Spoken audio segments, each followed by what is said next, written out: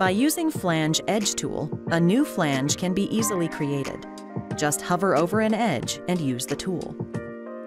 Length and angle can be specified during mouse cursor movement.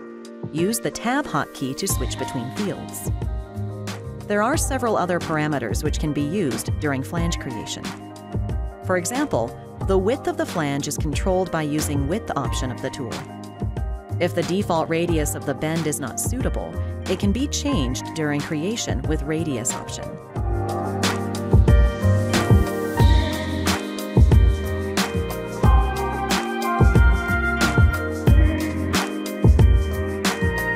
You can also create two flanges simultaneously.